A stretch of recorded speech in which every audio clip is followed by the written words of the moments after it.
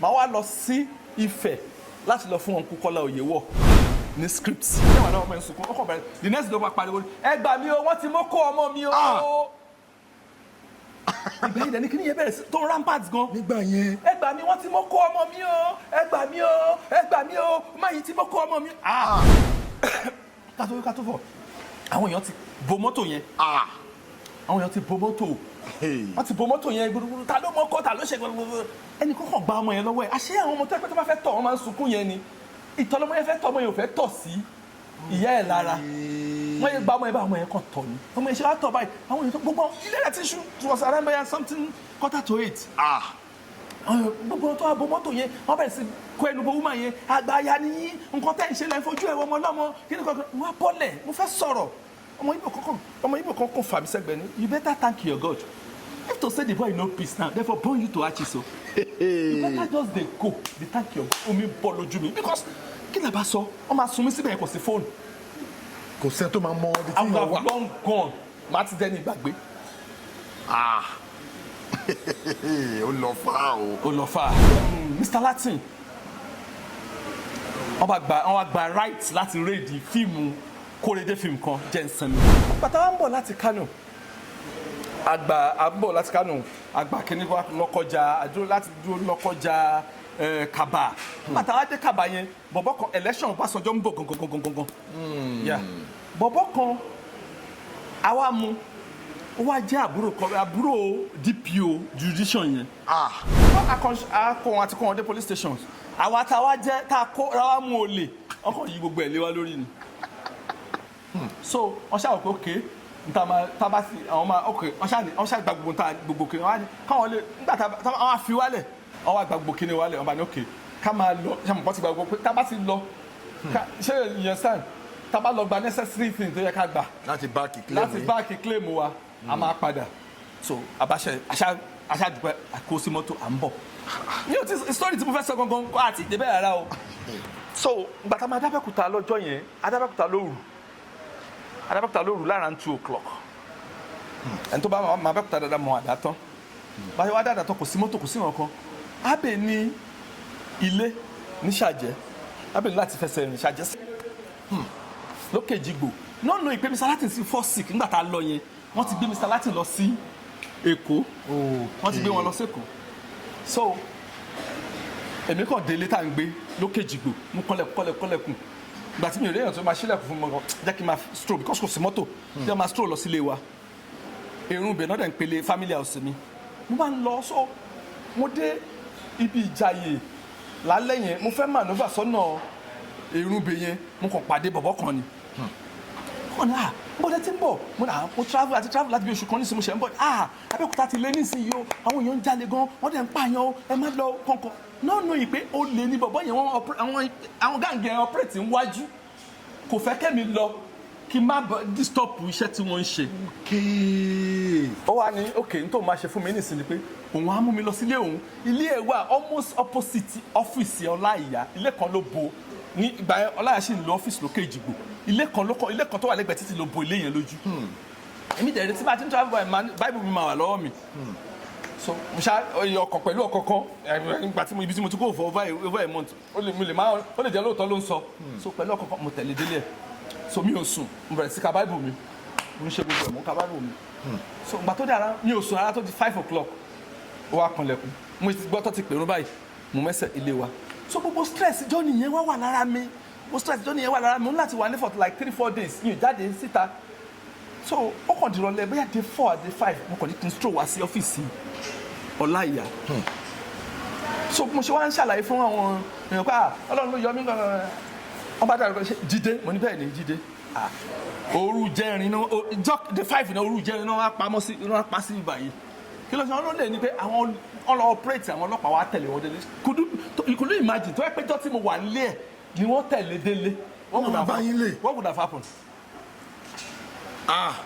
ẹ̀yin lẹ́kọ̀ọ́ máa pẹ̀ lórí yọmí. so experience yẹn ṣáà ti first one yẹn o lè gbé mi ò lè o kò sí ọmọ àbúrò mi tó bí lé mi tí mi ò lè máa jẹ nǹkan bí mo ṣe wà yìí kí n fún jẹ. so ẹ̀yin ará ilé ẹ káàbọ̀ sí orí ètò another interesting edition of Unscripted with Jeff Owolewa. Ẹ rí i pé àlejò tí mo gbé wá lórí ètò lénìí, he is one of our veterans. Tí àwa yìí bá wò wọ́n nínú movie, mo máa wò wọ́n as one of the most articulate actors, one of the most articulate veterans ní industry wa ni wọ́n. Mo ní àǹfààní láti gbé wọn wá sórí ètò lénìí. Ẹ káàbọ̀ sá. Ẹ sá o. Ẹ kí àwọn ará ilé. Mo kí gbogbo ará ilé o, mo kí yín gan-an, ẹ kú àdúró tì wá.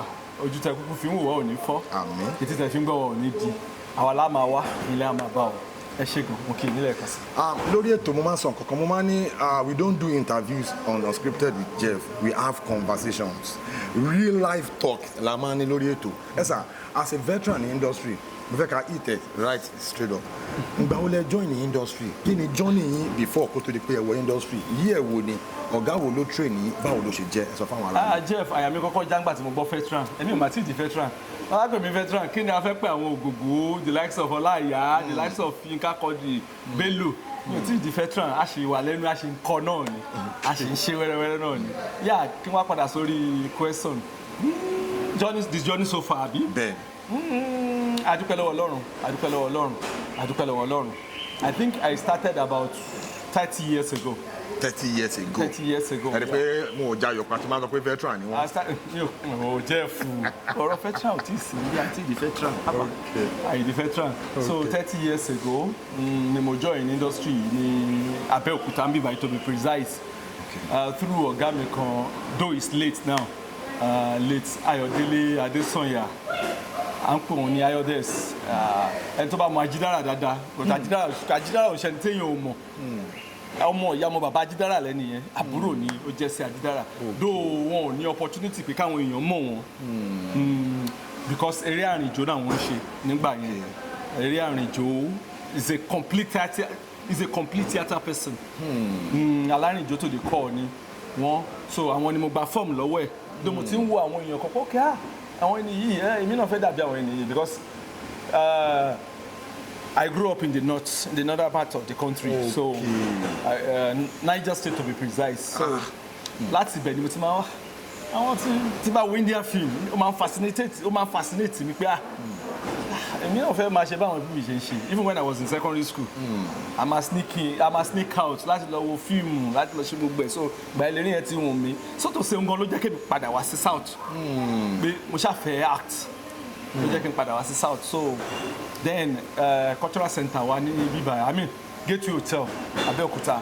Àwọn tó bá mọ̀ nípa Abẹ́òkúta ní 94, 95, 96 era ó máa ń kún gan fáwọn actors.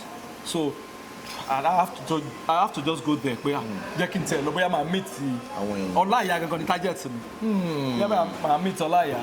And as God will have it nígbà tí mo débẹ̀ mo bá ọ̀gá mi yẹn because nígbà wo báyẹn a máa ń wo fíìmù Ọláìyá náà àwọn series wọn tó máa ń ṣe television series nǹkan kan.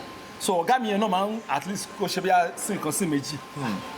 Ẹni náà máa ń rojú ẹni yìí náà nǹkan báyìí ni mo torí ẹ̀ wá nǹkan kan àdéhùn kò sí problem kankan mo gba fọ́ọ̀mù ń gbà yẹn nìyẹn. Then a bẹ̀rẹ̀ sí bẹ̀rẹ̀ àníyàn yẹn lọ ìgbà yẹn dẹ̀rẹ̀ groups máa ń ṣe rehearsals nígbà tá a bá ṣe ti wá wọ́n tún máa there is combined kinní náà tá a bá ní ṣe the association gbà yẹn ANTP tó bá ní nǹkan ṣe combine. So oníkàlùkù máa kó àwọn ọmọ group ẹ̀ wá a máa ṣe rehearsal through that rehearsals.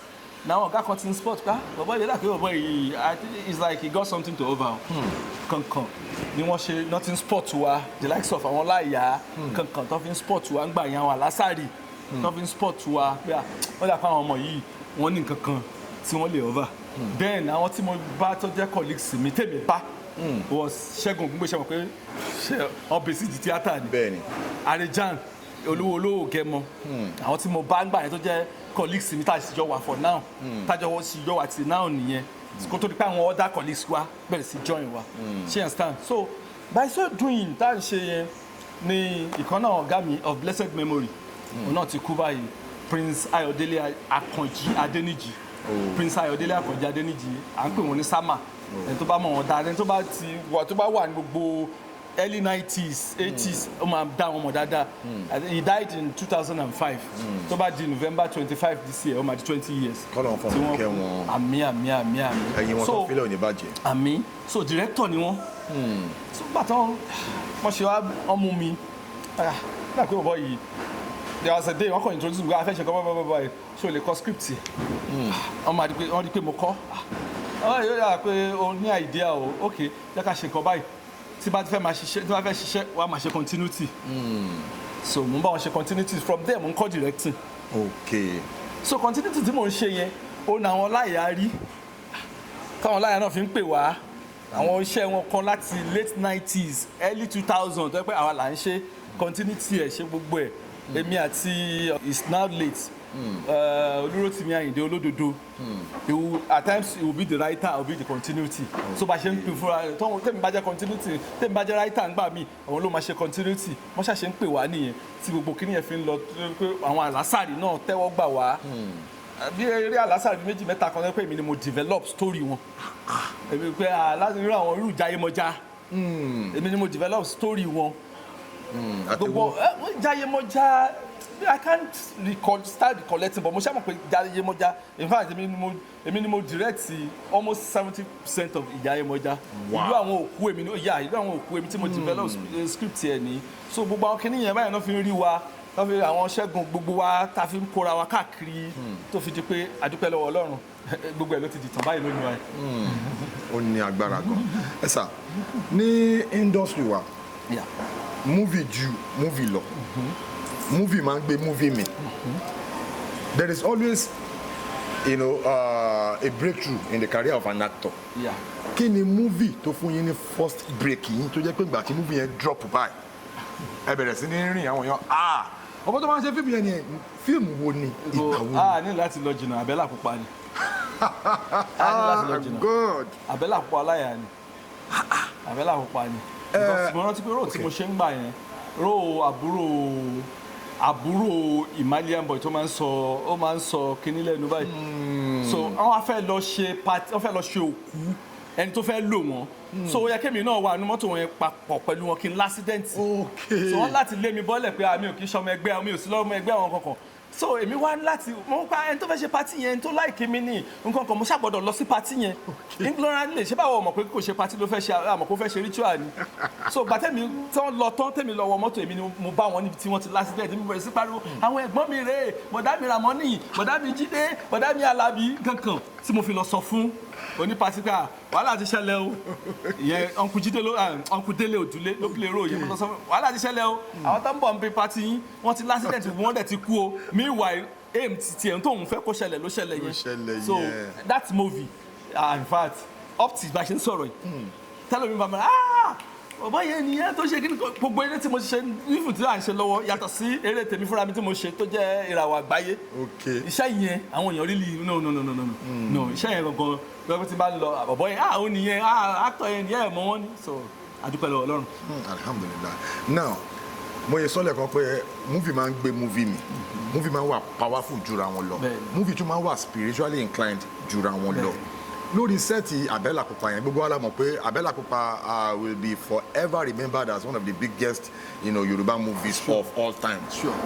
Judging from the angle of that props Àbẹ́là yẹn then àwọn superstars tó wà nínú movie yẹn ọ̀gá wa Ọláìyá Igwe kí ni experience yín lórí irú sẹ́ẹ̀tì bẹ́ẹ̀ yẹn pẹ̀lú àwọn veterans pẹ̀lú àwọn legends bẹ́ẹ̀ yẹn kí ló experience yín.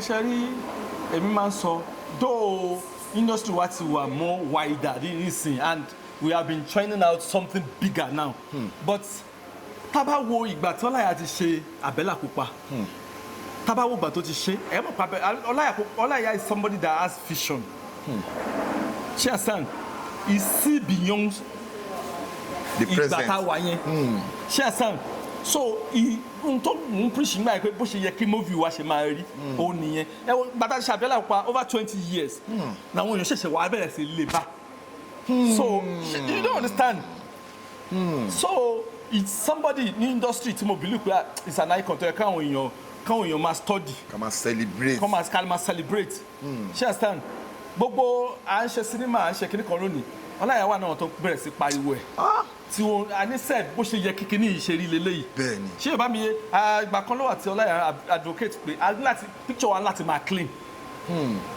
picture wa láti máa clean láti gbà yẹn ló ti bẹ̀ láti orí àwọn Àbẹ́là Pupa Ọlọ́ládé Mr Money. Ọlọ́ládé Mr Money. tó máa sọ pé kámẹ́rà kan báyìí ló jáde Olaya will hesitate, he will go for that camera. A professional cameraman by lower, he will not hesitate, he will go for it. All in the name, he wants his own job to stand out. And you know me, Ọlọ́run ṣe gradually, we are getting there. Àwọn èèyàn that is something tó ń fúnra ẹ̀ fẹ́ tó fẹ́ kó máa ṣẹlẹ̀, àwọn èèyàn ti ń ṣe nísìn. So and I can see the sky will not be our limit. So wáyé pé báyé bẹ̀rẹ̀ sí báyé ń ṣe yìí náà là ń ṣe lọ. The sky will be our starting point. Àmín. Still on the living legend Olaya Igwe. Olaya Igwe. Lára àwọn trajectory wọn, lára àwọn story wọn tá máa ń gbọ́ táwọn náà máa ń sọ. Wọ́n ní wọ́n ti advocate fún copyright ownership àwọn films wá pé as a producer, as an actor, you ought to be the copyright owner of your job, unlike the normal norms tó jẹ́ pé ó wà ní industry tó jẹ́ pé okay má ti ṣe fíìmù yìí marketer báyìí ni máa gbé fún. At the end of the day, marketer will now become the copyright owner of that film. Ṣé ti get ṣe lẹ́ẹ̀ máa fi rí a lot of producers, actors ló máa ń lament nígbà yẹn tó máa sọ pé fíìmù tí mo ṣe tí mo lọ gbé fún marketer mi ì rí wọ́n ṣìṣì gbà ń bẹ̀. Nínú àwọn trajectory living legend Olaya Igwe wọ́n ti advocate fún wípé copyright ownership wọ́n fi sọ pé gbogbo films àwọn látòrí Àbẹ́là Pupa, Ọlọ́ládé, Mr. Money, Àdìtú, gbogbo àwọn films yẹn Olaya Igwe àwọn náà ní àwọn movies yẹn the next 100 years àwọn náà sì ní àwọn movies yẹn unlike the normal norms unlike nǹkan tó wà obtainable ní industry wa. Kí ni comment yín lórí angle yẹn? Kí ni báwo ló ṣe rí vision yẹn? Like I said, he has seen beyond that time. He has seen beyond that time. Nígbà tó ń sọ̀rọ̀ yìí. So ti yé, and I thank God pé ó ti wá yé everybody. Ṣé intellectual property kò ṣe quantify? Ben. Though an investor can invest money. Of course. You invest your money, you make your money, then the intellectual property remains the property of the owner. And that's how it should be. She understand? Intellectual property remains the property of the real owner. Ṣé o bá mi yé? But inú mi dùn ń pé Ọlọ́run ti ogun kan wà tọ́lọ́run ti bá wa ṣẹ́ tí kò yé àwọn èèyàn. Mo dẹ̀ mọ̀ pé ó yé àwọn èèyàn. Bọ̀ bóyá tí àti bẹ̀rẹ̀ sí àti ìmọ̀ ogun ńlá ni. Ogun wípé a sí under the bondage of so-called marketer. I may be able to say it anywhere. Ogunpe was still under the bondage of so-called marketers. She understand? Because I won't believe he who pays the piper dictate the tune. She about me. But in business, kò sí bóyá fẹ́ ṣe àgàgà tó bá ti nǹkan tó bá ti jẹ́ pé ó di ó mú intellectual property ó mú lọ́wọ́. She understand? There is no way you can't downplay the place of intellectual property. She about me. So. Inú mi dájú àwọn èèyàn tí ń mọ̀ nísìn. Àkótẹ́ wá sí ìdúró ẹ̀gbọ́n mi nísìn. Jeff, if you have money, you produce your movie nísìn. Put it on your platform. Put it on your platform. Even if you give it to any channel. Still remain the owner. Ó máa ní time tẹ́ máa jọ sọ pé time báyìí ló máa fi hear film mi o, and my film dey miss my film till that kingdom come. Ṣó ti yé? So àwọn kankan tó wà ń bẹ̀ nìyẹn. Inú mi dùn pé ọ̀gá Olaya Igwe ó ti rí beyond that time. So and what he saw then, it's like I don't want to over. Exaggerate on him. It's like somebody that's like a prophet. I can call him a prophet. So he wants to read future, because he has seen beyond that period, and what he has seen then, don't advocate in by no one shall anything. So that's just it. But tell me, Ọlọ́run ló mọ̀ bí oníkálùkù ṣe máa rìnrìn àjò ẹ̀. So for him, Ọlọ́run mọ̀ bí oníkálùkù ṣe máa rìnrìn àjò, but it's beyond that person that we are saying. Ẹ jẹ́ kí n tún buttress ọ̀rọ̀ yẹn torí ọ̀rọ̀ yẹn ó affect a lot of people. A lot of actors tí wọ́n produce a movie. Ẹlòmíì lọ yáwó, ẹlòmíì ta mọ́tò, ẹlòmíì ta lé, á ṣe fíìmù yẹn tán, á gbé fún marketer. At the end of the day, ẹlòmíì ò tẹ̀ ní rówó gbà. Ẹlòmíì àrówó gbà báyìí. Wọ́n máa fún lówó yẹn bí ìgbà tó ra ta ni. Jọ 10,000, 20,000. Èmi náà I'm a victim. So I stand bold láti sọ mí kó jẹ́. Bẹ́ẹ̀ sọ́lẹ̀ kan oko ẹrú ni Ọlọ́run ti gbà wá ń bẹ̀. Èmi náà ti ṣe fíìmù tí mo gbé lọ sí ọ̀dọ̀ àwọn mákẹ́tà ní Ìdúmọ̀tà tí ó dẹ̀ tà tó release ẹ̀ tí mo rí wọ́n kọ́bọ̀. At the end of the day ẹni tó wá jẹ́ bí executive producer fíìmù tó gbówó fèmí tó expect owó padà tó di wàhálà Ọlọ́run ló yọ mí. ṣe ni di wàhálà. So because ẹni tó investor tó fowó lẹ̀ pé lọ ṣe kinní wa kó tó di pé fowó yẹn lẹ̀ yẹn máa convince ẹ̀ to some level pé tá bá ṣe kinní yìí o tá bá fi 1 million lẹ̀ o mo máa fún yín 500 padà sórí ẹ̀ o máa fún yín 300 ó wá ṣe kinní yẹn tán even 1 million tó fi lẹ̀ ò padà wá ká má ṣe wá sọ 200 ó máa bínú but let me just tell you I've said it earlier pé oko ẹrú àti kò bẹ jẹ ká ẹ má jẹ ká dwell lórí wọn much ẹ má jẹ ká dwell lórí wọn much àti dúpẹ́ lọ́wọ́ Ọlọ́run ti liberate wa. Now ẹ máa wá sọ because ẹ sọ àwọn experience yìí kan mo dẹ̀ sọ pé on the show we don't do interviews we have conversation real talk táwọn ará ilé ò gbọ́ rí ó láwọn back end stories kan tí irú ẹ̀yin legends báyìí tí ẹni tí ẹ mọ̀. Jeff that name legend I don't it's doing me somehow ẹ̀yin actors ẹ̀yin àgbààgbà báyìí ẹ̀yin ọ̀gá wa mi ò ṣàgbà okay ẹ̀yin ọ̀gá wa ló bá tán yẹn sì go well because mo kọ́ guy ni mo jẹ́ so yẹn sì dá. bẹ́ẹ̀ ni torí ìgbà táwọn adé irú Abẹ́òkúta ẹ wà lára àwọn tó gbà wá tọwọ́ tẹsẹ̀ pé ẹ má wọrí ẹ má bá wa ṣe. legend kẹ ó sì pẹ́ ó sì legend yẹn sì jà. So ẹ sà nínú industry yẹn ẹ sọ̀rọ̀ ìkan lára àwọn ọ̀gá wa tó ti ṣaláìsí Pastor Ajidara ẹ sọ̀rọ̀ bàbá Alasari these people tá dárúkọ yìí kò sí bá yẹn fẹ́ sọ̀rọ̀ ìtàn Yorùbá movie industry tí a ní dárúkọ wọn. pàápàá jùlọ ní Abẹ́òkúta. And Abẹ́òkúta as a state as a caucus Abẹ́òkúta has played an integral part of the development of movie industry ní Nàìjíríà. Torí ojú táwọn èèyàn máa fi ń wo àwọn storylines wa àwọn Abẹ́òkúta wọ́n change a lot of narrative that you can actually write a very good story tó máa deep. Àwọn kinní yẹn ló ń padà wá ṣẹlẹ̀ ní àwọn epic movies tó ń yà nísìn àwọn big screen movies yẹn àwọn Igwe Ọláìyá wọ́n ti ṣe àwọn kinní yẹn wọ́n ti ṣe gbogbo àwọn baba Latin àwọn big movies yẹn wọ́n ti ṣe l'Abẹ́òkúta tó jẹ́ pé àwọn irú àwọn Alasari gbogbo nǹkan tó ń ṣe then ní era yẹn a rí pé wọ́n máa ń make stars unlike nísìn tó jẹ́ pé star lẹ́nu àmà wá kó wá make movie ṣe ti get kí ni experience yín pẹ̀lú irú àwọn Pastor Ajidara their work ethics irú àwọn Alasari bọ́n ṣe ń ronú ẹni opportunity láti wà pẹ̀lú wọn láwọn time tó máa ń kọ script tó máa ń shoot ẹ wà lórí àwọn set yẹn ẹ ṣe experience yẹn pẹ̀lú àwọn tí wọn mọ̀ especially àwọn new filmmakers tó ṣẹ̀ṣẹ̀ ń wọ industry. ṣe ti rí àwọn ọ̀gá mi wọ́n believe pé èèyàn kan ò kì í gbọ́n tán ṣe ti rí àwọn ọkọ̀ wà tẹ́ pé they believe in collective effort. When we started here in Abeokuta, I'm able to say when we started because it starts from the time we came in towards the late 90s, early 2000s. When we started, what we do is see like Igwe Ọláìyá tó bá ní idea kékeré kan ẹyẹ ló máa kù tí Igwe ní sọ idea yẹn fún ẹyẹ àbúrò mo láyé bẹ́ẹ̀ ìyẹn náà dáa ṣe jẹ́ ká ṣe báyìí sí ṣe àmọ́ kó ti di yẹn mú tó bá tún fẹ́ sọ fẹ́lòmí ó tún máa sọ mọ́ ilé ìtò níyẹn kò sí ìbẹ̀rù pé kó má lọ jí story mi kọ kó má lọ in any case hotel lè jí story wọn kọ because the way they think is quite different to normal pé okay normal day to day story asáré jáde ń bí afẹnukọra lẹ́nu àṣekínní kan ṣé you understand. Their story is more spiritual than any other kini. So, and there's no way you can work with them that you will not learn their way. So, nǹkan tó help àwa nígbà tí àwa bẹ̀rẹ̀ sí ṣe film náà nìyẹn. Ṣé understand? We work with them and we learn their way. Ṣé understand? And you start as if you are doing it as if okay, bóyá on learn. They will carry you along as if you are one of them.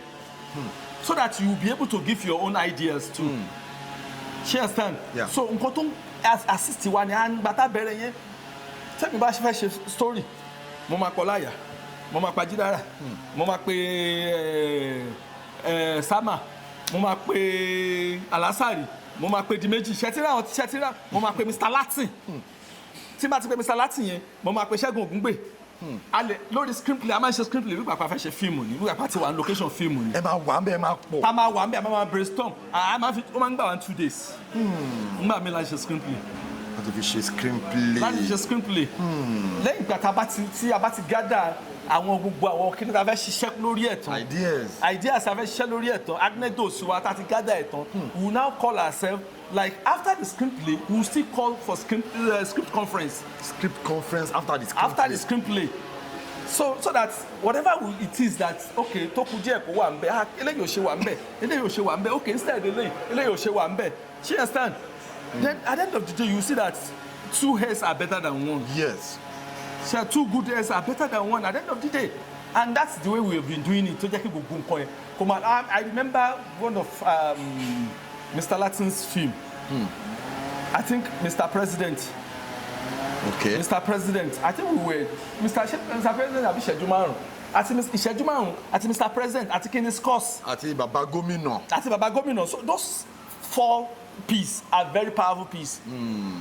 If you know what we went through to get those things together, at the end of the day, ẹni tó ní fíìmù ẹni tó ní ló ní glory ẹ̀ náà. At the end of the day, Mr. Latin ló ní fíìmù. Ọláyà mi ò ní sọ pé tó pé Ọláyà ti sọ báyìí mo ṣe èmi náà ti put in idea báyìí kí níbi ni mo ní. So that was the way we were doing then, and the cooperation was super. See, Sam, tí n bá fẹ́ ṣiṣẹ́, tí n bá mú on 6 láti ṣiṣẹ́, tí Mr. Latin tó jọ ọ̀gá mi lára àwọn ọ̀gá mi tó bá fẹ́ ṣiṣẹ́, tí n bá mú on 6 kò ní mú 6, Mr. Latin ò ní mú on 6, kò ní mú on 9. Oh my, okay, 6 days, okay, 5 days, 6 days, a máa lo 7 days láti shoot. I calculate 7 days yẹn pé a kó location Mr. tèmi a lọ sí Mr. Latin ni. A kó location Mr. Latin a lọ sí Alasari ni. Synergy, unity. Then the cooperation and the unity was so superb. So that's nǹkan tó rí ìṣẹ̀lẹ̀ ńgbà yẹn nìyẹn. Tó ń ṣẹlẹ̀ gangan tó jẹ́ kí òun náà ló wá radiate tó di time ní ìsìlẹ̀ pé anybody bá ṣiṣẹ́ lábẹ́òkúta tẹ bá jókòó ẹ gbọ́dọ̀ mọ̀ ká no fíìmù lẹ́nu yìí ṣe. Because àwọn tó ń dé lẹ́yìn wa náà wọ́n ń kọ́ ṣé ẹ stand àwọn tó ń dé lẹ́yìn wa náà ń kọ́ èmi náà àkọ́ tó fi mú Ayobami Durojaye ṣe léyìí tó fi rí báyìí èmi náà tẹ́mi náà máa fẹ́ ṣe gbọ́dọ̀ ṣe nǹkan tó máa rí báyìí so ṣé ẹ stand Yorùbá ní torí kan bá sunwọ̀n ó máa ràn gbà tó ṣẹlẹ̀ gangan nìyẹn. Now ẹ jẹ́ ká delve more a little bit nínú profile baba Alasari kọ́ ló ń fọ̀rọ̀ kẹwọn. Okay. Àwọn kan tó ń ṣe to the development of filmmaking ní Abẹ́òkúta and the entire Nollywood. Because tẹ́ bá wo movies like ìyàwó kíní kan wèrè title movie yìí àti àṣírí gómìnà ìyàwó ọjọ́ kan ìlú àwọn òkú and so on and so forth. So gbogbo àwọn movies yẹn tẹ́ bá wo àwọn movies yẹn ẹ máa rí pé when you check out the big screen movies like Seven Doors tí Fẹ́mi Adébáyọ̀ ṣe ẹ máa rí pé you see the amount of energy the amount of báwo ni fẹ́ pè resources that they put into that kind of body of work ó wà synonymous pẹ̀lú nǹkan táwọn Alasari yẹn ti ń ṣe ó wà synonymous pẹ̀lú nǹkan táwọn bàbá Ọláìyá Igwe ti ṣe láti ìgbà yẹn tẹ́ bá wo àdètú tẹ́ bá rí pé kò kí ń ṣe fíìmù kékeré they as in a lot of things went into that film. Sure. As an actor tó jẹ́ pé ẹ wà accustomed pẹ̀lú Abẹ́òkúta pattern báwo ni ẹ ṣe fi pé industry yẹn ṣe rí nísìn compared to what used to happen that time.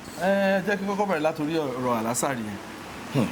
Tá bá ní ká sọ̀rọ̀ tí n bá ní kí bẹ̀rẹ̀ sọ̀rọ̀ Alasari látòní di in fact time yìí ò ní tó wa láti sọ. ẹ kàn fún wa ní insight díẹ̀. Alasari is a kind of person tó yẹ pé I call him a bridge. A bridge between we then and our guys. Okay. You understand? Because if at all tọ́wọ́n náà lágbájá yẹn ò ní ṣe Alasari náà ẹ̀jẹ̀ ká ṣe ti try yẹ ṣe ti try yẹ ṣe àṣà òun ló kọ́kọ́ bẹ̀rẹ̀ introduction yàtọ̀ sí pé àwọn ọmọ kéèké bí lè pè àwọn ọ̀gá yìí gbọ́dọ̀ because nígbà yẹn wọ́n yẹ ká àti lè ṣe fíìmù tó jẹ́ kí ó dà pé àwọn ọmọ Èkó nígbà yẹn ṣáà jù wá lọ nìyẹn because àwa ń bẹ̀rù àwọn ọ̀gá wa because àwa máa ń rí fíìmù bí gbà pé bí wọ̀ because lóòótọ́ ọ̀rọ̀ ni a máa ń rí fíìmù bí wọ̀ in fact nígbà yẹn à ń bìlì pé tó bá ti àṣàtìgbà tó ní gangan tó bá ti ní 10 million naira ò lè ṣe fíìmù la máa ń bìlì fún gbà yẹn. ṣé o bá mi yé bọ́ Alasari came and he came in our midst and he made things easier for us. olóńṣẹ́ ṣo fẹ́ ṣe máa rí oníbàyí máa ṣe bọ́dà yìí máa kọrí ẹ̀mọ́ lẹ́yìn oníbàyí máa ṣe. ẹ lọ́la yà Maigun fẹ́ ṣe fíìmù ó fẹ́ bẹ̀rẹ̀ fíìmù iṣẹ́ ẹ lọ́la adẹ̀tí káàsì ẹ sí 4 ló ní bẹ̀ ó rẹ̀ gbọ́dọ̀ máa ṣe. ẹ lọ́la fẹ́ gbà yẹ no kò ní yẹyẹ. On behalf of ẹni yẹn wọ́n máa bá wọn fẹ́ gé. Yes. On behalf of ẹni yẹn ìgbà tó yá tó di pé àwọn ọmọ máa lọ export àwọn èèyàn wá látẹ̀kọ́ tó yẹ pé wọ́n máa bẹ̀rẹ̀ sí fún one condition yàtọ̀ sáwọn tó ti dà àwọn ìyá yẹn àwọn bíi madam Sajẹ àwọn yẹn bá sọ pé mi ń lẹ́kọ̀ọ́ ó lè lo 3 days lórí mi ń lẹ́kọ̀ọ́ tí o bá ti parí iṣẹ́ wa ó dẹ̀ máa jókòó tiwa tá a máa fi parí iṣẹ́ yẹn yàtọ̀ sáwọn yẹn kékeré àwọn young ones kan tí wọ́n fẹ́ máa fún one condition kankan ló máa kàn sọ pé nísà tí mo fẹ́ lágbájá yìí ni mo wà á sáré báwo ló ní ló máa ṣe ó máa ṣe sẹ́. àdéhùn àbújá àti madúkẹ́ lọ́wọ́ lọ́ngbà tí fíìmù yẹn bá jáde boom tí fíìmù yẹn bá jáde boom kí ló dẹ̀ jẹ́ kó rí bẹ́ẹ̀ ọ̀rọ̀ fíìmù máa ń sọ fáwọn èèyàn ọ̀rọ̀ fíìmù kì í ṣe 2+2 tó máa fún ẹ 4. If you don't get it right, you won't get the right result. If you don't do it right, you will not get the right result. Ṣé o bá mi yé ẹni tó ń jẹ́ fíìmù gangan nìyẹn o. Art of filmmaking is you get it right, details gangan ló ń jẹ́ filmmaking. People make films on a daily basis, but what can you do to stand you out? If you don't think about that, at the end of the day, wàá kọ́ rí pé normal bíi okay fíìmù yẹn ti jáde náà ni. She understand. So nǹkan tó dẹ̀ ṣẹlẹ̀ táwọn ò fẹ́ ń gbà yẹn nìyẹn pé at least fíìmù yìí gbọ́dọ̀ jáde kí wọ́n mọ̀ pé fíìmù báyìí jáde. So what can we put together tó máa jẹ́ kó rí bẹ́ẹ̀? She understand. So òun ló ṣẹlẹ̀ ń gbówó gbà yẹn and ká má jẹ mọ́ present days. I have said it earlier pé a ti dúpẹ́ though kò sí good film náà ó máa entails capital ó entails cash. À ń dúpẹ́ lọ́wọ́ Ọlọ́run pé àwọn tí wọ́n ń rí cash yẹn lò lónìí wọ́n ń ṣe nǹkan tó meet up tí mo dẹ̀ believe pé aṣẹ ìbẹ̀rẹ̀ ni kò tí ì débi kankan ṣé ẹ̀sán aṣẹ ìbẹ̀rẹ̀ ni. Yes, sir.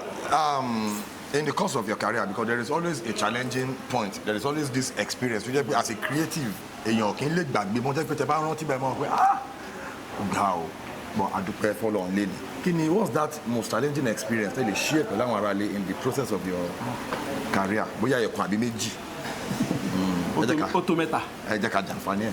Ẹ ṣé màá kọ́kọ́ sọ ìkan I think that happened in 1998 or so 98 or 99 or so. I think it was 99 immediately after Obasanjo's election. Mo máa sọ mí náà tó ṣẹlẹ̀ before Obasanjo's election o. Kí ló ṣẹlẹ̀? So a fẹ́ ṣiṣẹ́ kan ọ̀gá mi Sama of blessed memory Ṣẹ́gun Ayọ̀délé Adéníjì àwọn ni wọ́n fẹ́ direct iṣẹ́ yẹn èmi ni mo fẹ́ double as the continuity and assistant director because he really taught me art of directing before I went back to school to go and study creative media art. She understand? So ngba yẹn dẹ̀rẹ̀ kò tí ì sí phone mo máa ní láti lọ sọ́dọ̀ Bọ́sẹ̀ Olúbọ̀ ní Kétu kí n lọ gbé equipment mo fẹ́ lọ gbé kámẹ́rà àti ní nọ́mbí kí n kàn gbé kámẹ́rà lásán mo fẹ́ lọ gbé bẹ́ẹ̀ màá wá lọ sí Ifẹ̀ láti lọ fún wọn kú Kọ́lá Oyèwọ̀ ní script kí n tó máa bọ̀ l'Abẹ́òkúta. So I left Abẹ́òkúta that fateful morning so mo dé Kétu mo gba kámẹ́rà as usual mo kúrò ń bẹ̀ mo face Ifẹ̀ ìgbà tí mo dé Ifẹ̀ ìgbà tí mo wọ UI tí mo dé ọ́fíìsì Ọ̀nkúkọ́lá ò sí around wọn Ọ̀nkúkọ́lá wà ní Lálùpọ̀n wọ́n shoot film bẹ́ẹ̀ mo dẹ̀ ní láti rí wọn mo máa fún wọn part payment mo dẹ̀ máa fún wọn ní script so mo bá gba Lálùpọ̀n lọ ìgbà tí mo dé Lálùpọ̀n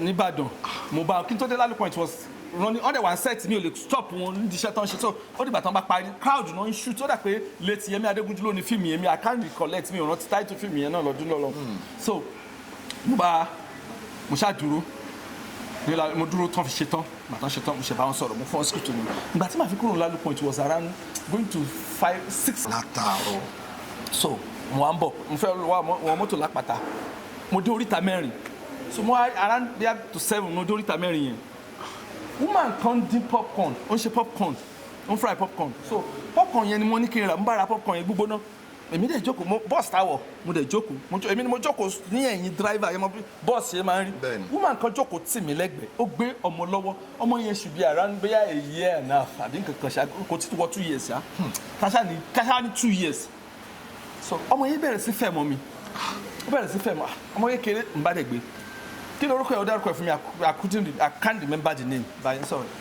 ń bá dẹ̀ bẹ̀rẹ̀ sí fún ní popcorn jẹ so Johnny wà ń lọ èmi ń jẹ popcorn mi lọ so ó kù díẹ̀ ká dé bí odò ọ̀nà gangan ọmọ yẹn bẹ̀rẹ̀ sí sunkún ó bá gba ọmọ yẹn lọ no ó gba ọmọ yẹn lọ mi ọmọ yẹn bẹ̀rẹ̀ sí sunkún ó kù díẹ̀ ká dé bí odò ọ̀nà I thought it was pé nǹkan tó natural so ọmọ máa sunkún náà ṣọmọ ò lè sunkún ni so akọjá láfíà hotel was ó sì ń operate ńgbà yẹn akọjá láfíà hotel tó bá mọ ọ̀nà yẹn dáadáa yọ sápàtà akọjá láfíà hotel so mo bá ń bèrè lọ ohun ẹ̀ka kí ló fà tọ́mọ yẹn fi mo kàn kó kàn ń ju ẹ̀yin náà kọ́ ni ẹ̀yin náà kọ́ ni ẹ̀ kò tí ọkọ̀ sí mi kò yé mi mọ́ kí ló ń try láti sọ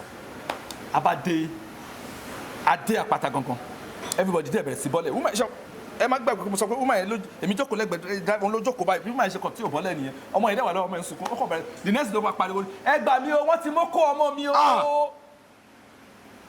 ìgbà yìí dẹni kí ni yẹn bẹ̀rẹ̀ sí tó rampart gan nígbà yẹn ẹ gbà mí wọ́n ti mọ́ kó ọmọ mi o ẹ gbà mí o ẹ gbà mí o woman yìí ti mọ́ kó ọmọ mi kátó fọ àwọn èèyàn ti bo mọ́tò yẹn àwọn èèyàn ti bo mọ́tò wọ́n ti bo mọ́tò yẹn gbúdúgbúdú ta ló mọ́ kọ́ ta ló ṣe gbúdúgbúdú ẹnì kọ́kọ́ gba ọmọ yẹn lọ́wọ́ ẹ̀ àṣé àwọn ọmọ tó ẹgbẹ́ tó bá fẹ́ tọ̀ wọ́n máa ń sunkún yẹn ni ìtọ́lọ́mọ yẹn fẹ́ tọ̀ ọmọ yẹn ò fẹ́ tọ̀ sí ìyá ẹ̀ lára wọ́n yẹn gba ọmọ yẹn bá ọmọ yẹn kàn tọ̀ ni ọmọ yẹn ṣe wá tọ̀ báyìí àwọn èèyàn tó gbogbo ilé rẹ̀ ti ṣú was around by something 7:45 gbogbo tó wà bo mọ́tò yẹn wọ́n bẹ̀rẹ̀ sí kó ẹnu bo woman yẹn àgbáyà nìyí nǹkan tẹ́ ń ṣe lẹ́ fojú ẹ̀ ọmọ ọlọ́mọ kí ni kankan wọ́n á bọ́lẹ̀ mo fẹ́ sọ̀rọ̀ ọmọ Igbo kankan fà mí sẹ́gbẹ̀ẹ́ ni you better thank your God if to say the boy no peace now therefore born you to achiso you better just dey go dey thank your God omi bọ́ lójú mi because kí ni a bá sọ wọ́n máa sun mí síbẹ̀ yẹn kò sí fóònù kò sẹ́ni tó máa mọ ibi tí wọ́n wà. I wà. have long gone màá ti dẹ́ni ìgbàgbé.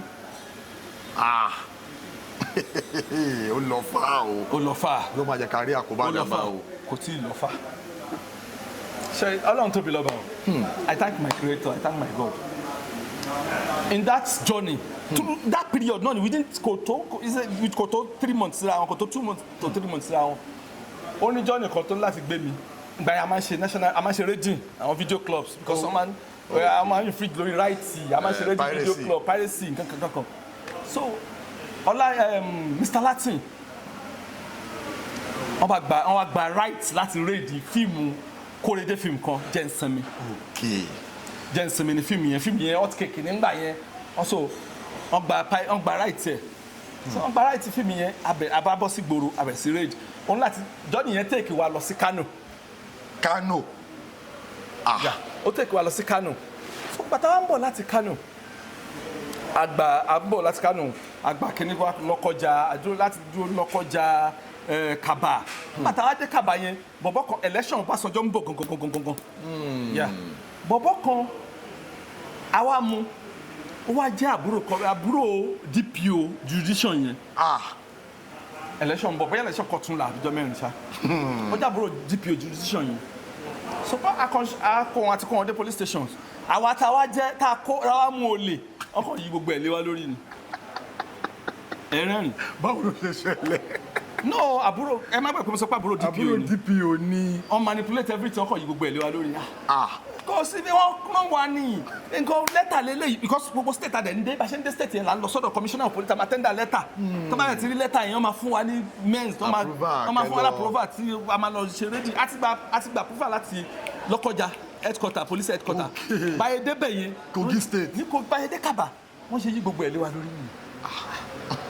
ó dáa kí la wá fẹ́ ṣe wọ́n ní ìgbà kan at a point wọ́n náà máa deploy ọlọ́pàá kan gbogbo owó tá a pa owó àrà owó tá a pa ń gbà lọ́wọ́ wa wọn á náà máa dìpínlẹ̀ ọlọ́pàá kan kó tẹ̀lé wa wá sí Abẹ́òkúta kó wá confirm bóyá legal work la wá ṣàbí legal n gbọ́ wáyé dẹ̀rẹ̀ kò tí ì sí GSM like I said a ní Akọ́rẹ́dé films wọn kan wọ́n wá ń pe nọ́mbà ọ́fíìsì TJ Ọláolúwa ní Mushin lọ́dún náà lọ nọ́mbà yẹn ríngì nobody picked landline nobody picked so wọ́n ṣàwọ̀ pé okay tabasi àwọn máa ok wọ́n ṣàgbà gbogbo kiri wọ́n á ní káwọn lè nígbà táwọn á fi wálẹ̀ èmi àti Bíọ́dún Adédèjì dàdí abe lọ́dún náà lọ lájọ yìí nìyẹn ọwọ́ àgbà gbogbo kíni wálé ọba ní òkè ká máa lọ ṣe àmọ̀pọ̀ ti gba gbogbo pé tá a bá ti lọ ṣé ìyẹn sàn tá a bá lọ gba necessary thing tó yẹ ká gbà láti báàkì claim wa a máa padà so àbáṣe aṣáàdùpẹ́ àkóso mọ́tò à ń bọ̀ ní o ti story tí mo fẹ́ sọ gangan kó àti ìdébẹ̀ rárá o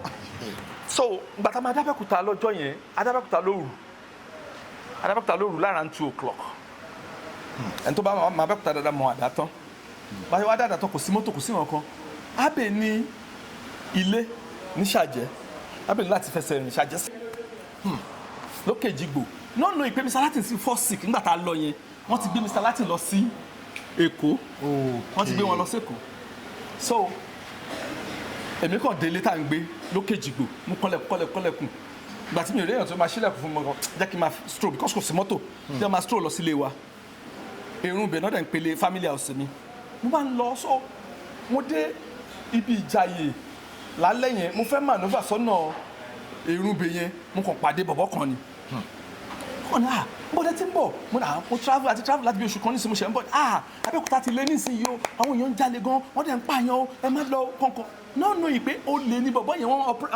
àwọn gáàngì yẹn operate níwájú kò fẹ́ kẹ́mi lọ kí n má disturb iṣẹ́ tí wọ́n ń ṣe. ó wà ní òkè ní tó máa ṣe fún mi nísìnyí pé òun á mú mi lọ sílé òun ilé ẹ̀ wà almost opposite ọ́fíìsì Ọláìyá ilé kan ló bo ní ìgbà yẹn Ọláìyá sì ń lo ọ́fíìsì lókè Èjìgbò ilé kan tó wà lẹ́gbẹ̀ẹ́ títí ló bo ilé yẹn lójú èmi dẹ̀ tí bá ti ń travel Bible mi máa wà lọ́wọ́ mi so mo ṣá ọkọ̀ pẹ̀lú ọkọ̀ kan nígbà tí ibi tí mo ti kó for over a month ó lè jẹ́ lóòótọ́ ló ń sọ so pẹ̀lú ọkọ̀ kan mo tẹ̀lé délé ẹ̀ so mi ò sùn mo bẹ̀rẹ̀ sí ka Bible mi mo ń ṣe gbogbo ẹ̀ mo ń ka Bible mi so ìgbà tó dé ara mi ò sùn ara tó di 5 o'clock ó wá kanlẹ̀kùn mo ti gbọ́ tó ti pèrún báyìí mo mẹ́sẹ̀ ilé wa so gbogbo stress jọ́ni yẹn wà lára mi mo stress jọ́ni yẹn wà lára mi mo ní láti wà ní for like 3-4 days mi ò jáde síta so ó kàn dìrọ̀lẹ́ bóyá day 4 day 5 mo kàn ní kí n stroll wá sí ọ́fíìsì Ọláìyá so mo ṣe wá ń ṣàlàyé fún àwọn èèyàn pé Ọlọ́run ló yọ mí gan-an wọ́n bá dàrú ṣe Jídé mo ní bẹ́ẹ̀ ni Jídé òru jẹrin náà ìjọ day 5 náà òru jẹrin náà wọ́n á pa sí ibà yìí kí ló ṣe wọn ló lè ní pé àwọn ọlọ operate àwọn ọlọ́pàá wa tẹ̀lé wọn délé you could imagine tó yẹ pé jọ́ tí mo wà nílé ẹ̀ ni wọ́n tẹ̀lé délé what would have happened? ẹ̀yin lẹ́kọ̀ọ́ máa pẹ̀ lórí yọmí. so experience yẹn ṣẹ́ni ti first one yẹn o lè gbé mi ò lè o kò sí ọmọ àbúrò mi tó bí lé mi tí mi ò lè máa jẹ nǹkan bí mo ṣe wà yìí kí n fún jẹ because tí n bá ti rí ọmọ trauma yẹn máa ń wá sórí mi pé nǹkan tó ṣẹlẹ̀ ńjọ́ yẹn. wọ́n máa ń change ẹ̀ mú yín lọ́wọ́ lẹ́sẹ̀kẹsẹ̀. kò mi ò mọ bí mo ṣe lè nálẹ̀ tiẹ̀ téèyàn máa wà ní sìn yẹn àrẹ tó bá wà ní sìn yẹn gangan. kí ni ẹlẹ́kẹta tó fẹ́ ṣe pẹ̀lú wa. ẹlẹ́kẹta yẹn ó dà kí n tó dé industry nìyẹn ìyẹn ọgbọ́n tí yẹn kọ́ mi pọ̀ gan mo dẹ̀ máa ti ń kọ́ àwọn èèyàn tó bá ti rí èèyàn ti pẹ́ níjọ́ tó bá ti rí ṣọ́ra fún yes kí ló ṣẹlẹ̀ ni pé ní Minna èmi àtàbúrò mi I think it was 1993 or 94 so there about sa around 93 94 or there about èmi àtàbúrò mi èmi dé junior sister mi àjọ ń bọ̀ tá a bá tẹ̀ máa ṣe tán school báyẹn tá a bá ti ní vacation ni máa wá sí Abẹ́òkúta so náà bá lóun fẹ́ tẹ̀lé Ọlọ́run ló ní kó lóun fẹ́ tẹ̀lé mi lọ́dún yẹn so aṣáájọra ticket apàdé ní adé station train station because train la máa wọ̀ apàdé adé train station so báyọ̀ adé train station train yẹn ń bọ̀ láti Kaduna ó park ṣe mọ̀ pé wọ́n yẹn máa ń ṣe nìyẹn ó máa park láti Cairo gangan so bọ̀dá kan wá wà mí ò rántí orúkọ bọ̀dá ó dẹ̀ máa ń dùn mí gan mo ṣe dé láti Minna bóyá bíi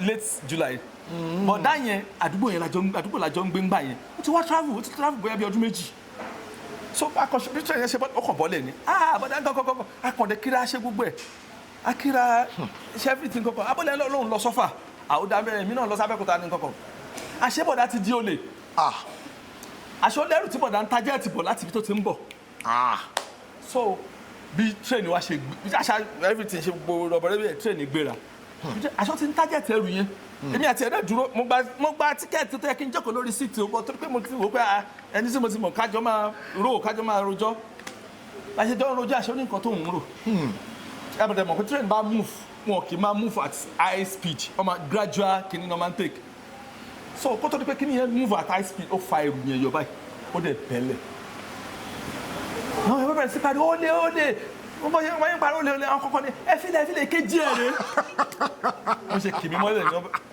ìlú ìyá tí mo jẹ ní ọjọ́ yẹn mi ò gbàdúrà kí ọ̀tá mi jẹ. báwo lẹ ṣe wá. ẹ máa gbọ́ àbúrò mi ló wá ń sunkún ẹ̀gbọ́n mi ní Abẹ́òkúta la ń lọ tíkẹ́ẹ̀tì tá a gbà lélẹ́yìn kankan pàtó wá rí bọ́mọ yẹn ṣe ń sunkún náà pé ó ṣe ṣe pé òótọ́ ọ̀rọ̀ ni ó ń sọ.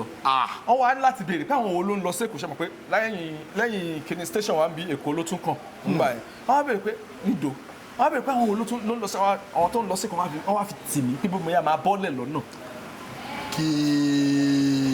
So life has really taught me quite a lot, but thank God here we are today.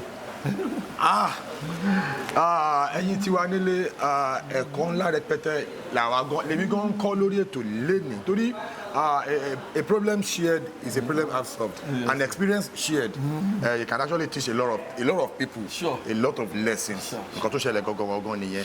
Ẹ jọ̀ọ́ ní industry èèyàn máa ń close mọ́ra wa jura wa lọ bẹ́ẹ̀ ṣe wà lábẹ́òkúta actor wo lẹ close mọ́ jù torí pé abala tá à ń lọ yìí òun là ń pè ní celebrity phone call ẹ máa wá gbé contact yín ẹ máa wá wo popular person bíi tí yín tẹ máa kàn shout out lórí fóònù ẹ máa ṣe ojú olè mímì bẹ́ẹ̀ nìkan ṣọ̀tà kòsáktọ̀ tí mi ò close mọ́. ẹ bá wa pé gbajúgbajà kòsáktọ̀ tí mi ò close mọ́. kí wọ́n kí àwọn ará ilé abala ìlà wà báyìí.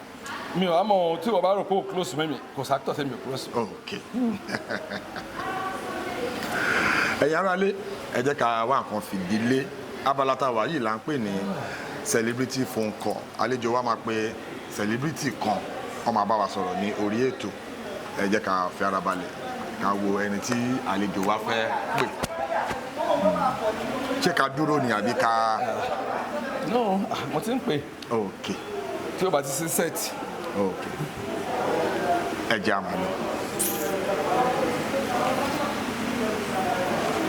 Olú Arejan Alpha ṣé o wà ká sàn family nǹkan yeah quick one mo wà lórí program kan ni lórí live program kan ni so wọ́n dẹ̀ ní kí n pè kan náà actor tó jọ́ rẹ̀ mi lábẹ́òkúta ni mo ṣe ń pè ẹ́ kó lè kí àwọn ará ilé. ẹ ká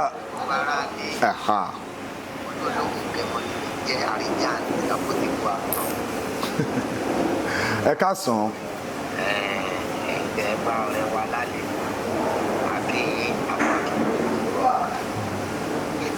àwọn ẹ ṣe gan Arejan Jeff ló ń sọ̀rọ̀ bàbá o ẹ ṣe gan sà á pè yín ẹ jẹ́ wa ẹ ṣe gan àmì. kò tó bẹ́ẹ̀ kó má jẹ mi kò ṣe ní jẹ mi nígbà tí ó jù bá mi kíyàwó àtọmọ ó ṣe later. ẹ̀yin ará ilé ẹ rí i pé ó lè kẹ́ńkà àlejò wa wọ́n ti pe Arejan ti bá wa sọ̀rọ̀ wọ́n ti kí wa ní orí ètò ẹ bá wọn fans yín sọ̀rọ̀ kẹ́ kí wọn fíìmù wo ni ó wà ńlẹ̀ ìtẹ́ ti ṣe àbí ìtẹ́ tẹ̀sẹ̀ ṣe tẹ̀fẹ́ kan lọ wò ẹ sọ fún wọn. fíìmù máa wà lẹ̀ tó pọ̀ bó tẹ̀lé pé kò ṣe mi ni mo ṣe wọ́n but fíìmù wà lẹ̀ tí mo participate mẹ́ tó pọ̀ eléyìí tí mo dẹ̀ ṣe táwọn èèyàn ṣì ń wò because in fact ó yà mí lẹ́nu 2017 mo ti drop film yẹn up till now ó sì ń trend ìràwọ̀ àgbáyé ni. ìràwọ̀ àgbáyé bẹ́ẹ̀ ni ó sì wà lórí YouTube. ó wà lórí YouTube ó sì ń trend kàn yọ lórí ìkànnì sì kan fi sórí ìkànnì tó bá máa tó ọ̀sẹ̀ méjì wà á rí pé over 2,000 over 3,000 so àwọn tó dẹ̀ wà tó kù nfa àwọn tẹ̀ pọ̀ gan of recent àbúrò mi kan Bikas ó ṣe àṣírí òkú ó ṣe release ẹ̀ ní ìyẹn náà trend lọ́wọ́ Ayéfẹ́lẹ́ ó fẹ́ release ẹ̀ of recent ó ń trend lọ́wọ́ ó náà mo dẹ̀ mọ̀ pé banga lòun náà because it's a very big project iṣẹ́ pọ̀ gan so mo kí gbogbo ẹ̀yin ará lé o mo kí yín kú àdúró tiwa because tí ò bá sẹ́yìn kò sáwà that's just the truth tá a bá ń ṣe tí ò sẹ́ni tó wò ó máa sú wa òótọ́ ọ̀rọ̀ tó wà ń bẹ nìyẹn tá a bá ń ṣe tí ò sẹ́ni tó wò ó máa sú wa àwa náà dẹ̀ a tún máa ṣèlérí pé a tún máa fún yín ní nǹkan tó quality nǹkan tó dẹ̀ tó big tó yẹ pé ó máa sit yín down tẹ́yìn náà máa wò pé okay kékeré kọ́ ni ké ṣé yóò bá mi yé ẹ ṣé o gbogbo bí tẹ fi mú owó yín ẹ máa mọ bẹ tí máa lẹ́yìn ní mọ bẹ ẹ̀rọ ni mò ń pa ẹ máa mọ bẹ ṣùgbọ́n Ọlọ́run máa fọ̀pọ̀ rọ́pò ni Àmín. because ìgbà tẹ́ ẹ̀ kì í ṣe dìdìrín báwo lẹ máa mówó tẹ́ ẹ̀ ní mọ bí tẹ́ ti mú so ẹ mọ Ọlọ́run máa fi ọ̀pọ̀ rọ́pò fún yín ni Àmín. lágbára Ọlọ́run ẹ ní fowó yín wá ìsan o Àmín. ẹ ní fowó yín wẹjọ́ o Àmín. àwọn ọmọ yín ò ní kú mọ́ yín lójú o ẹ má jẹ́ wọn mọ́ gbogbo wa máa jọ dàgbàdògbò ni àbáṣe wà yìí náà la ṣe jọ máa wà nínú ìgbéga nínú ọlá táwa máa fi wọ 60 70 80 tí gbogbo yín náà máa gbọ́ máa fi dàgbà 100 Àmín. báwọn bàbá wa kan ṣe ti ń dàgbà lọ tí Ọlọ́run dẹ̀ máa túbọ̀ máa bá wa lọ́rẹ̀ mi wọn ẹ ṣé gan mo dúpẹ́ lọ́wọ́ yín lẹ́ẹ̀kan sí thanks so much. social media handle yín TikTok Facebook fáwọn tí wọ́n ti follow yín kí wọ́n. lórí TikTok Ayobami Durojaye ni Ayobami Durojaye lórí Facebook Ayobami Ọlánrewájú Durojaye lórí Facebook lórí Instagram Ayobami Durojaye Ayobami Durojaye yà mo sọ lẹ́ẹ̀kan kò ní sú wa ṣe kò ní sẹ́yìn náà ṣe kò ní rẹ̀yìn ẹ ṣé gan. ẹ ṣeun gan Ọlọ́run ló ṣe. tá a pè yín tẹ jẹ́ wa Ọlọ́run ló ṣe. ojú ò ní tì yín gbogbo bí ẹ ṣe ń support wa Ọlọ́run á tún máa ràn yín lọ́wọ́ ẹ ṣé gan sir. Ọlọ́run ló ṣeun thanks so much. Thank you, sir. Yeah. Ẹ̀yin tí wà nílé, as we come to the end of the show, Unscripted with Jeff Owolewa. Ẹ rí i pé ó kì í ẹran ẹ̀ẹ̀kan kì í sẹ́sẹ̀ rà gbó. Yes, so gẹ́gẹ́ bọ́gà mi ṣe sọ ń sin, wọ́n ní ta bá ń ṣe tẹ́ ẹ̀ bá wò ó máa padà sú wa ni. Ẹ ṣeun gan tẹ́ ẹ̀ ń bá wa wò. Àtẹ̀yìn tẹ́ ẹ̀ tí ì bá wa bẹ̀rẹ̀ sí ní wò, ẹ bẹ̀rẹ̀ sí ní wò, kẹ́ bẹ̀rẹ̀ sí ní lọ máa subscribe sórí Jeff Owolewa TV. Kẹ́ máa smash notification bell yẹn. So tí fídíò mi bá ti pop up, ẹ̀yin lẹ máa kọ́kọ́ rí. God bless you for watching. God bless you for dropping those beautiful comments. Jeff Owolewa is my name. I'll see you on the other side. Hala.